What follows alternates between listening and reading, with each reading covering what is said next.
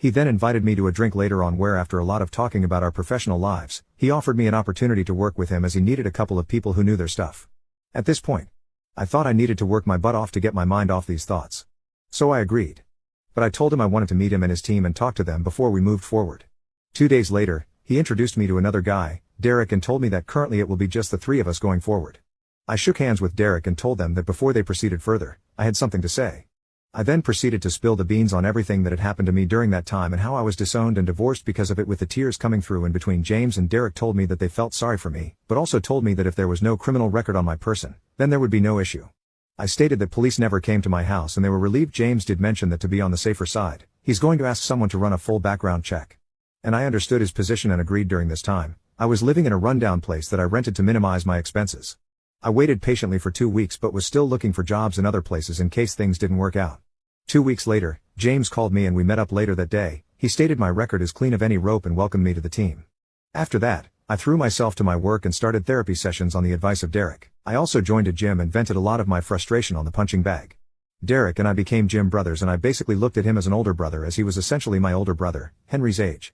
By the end of 2018, I had a good amount of control back in my life. The consulting firm took off and the money rolled in.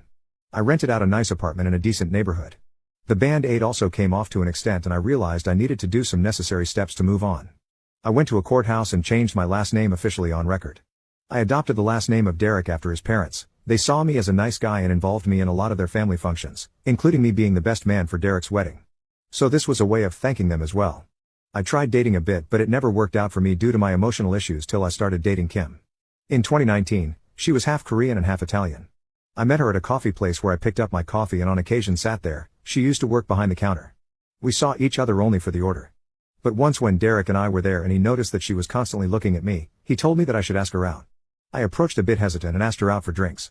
Later that day, we had a nice date and she said that she hoped we could see each other again.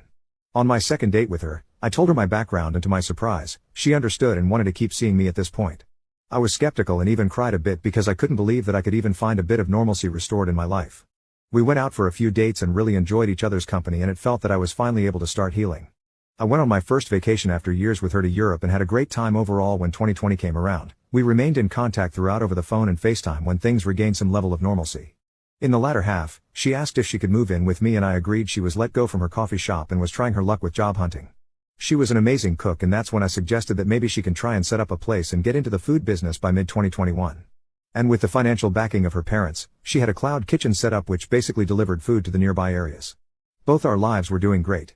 I still had a lot of emotional issues though I no longer had thoughts of offering myself, but the nightmare still continued. Occasionally, Kim announced in February 2023 that she was pregnant and a range of mixed emotions came over me from being overjoyed to starting all over again to crying out for the loss of what I once had. I was all over the place. Kim comforted me and we fell asleep in each other's arms. A couple of days later, I proposed to her and she was overjoyed. It felt like everything was finally moving to a point where I can have some semblance of peace with my life. We were set to be married and all the preparations were in full swing for my wedding in mid-June this year.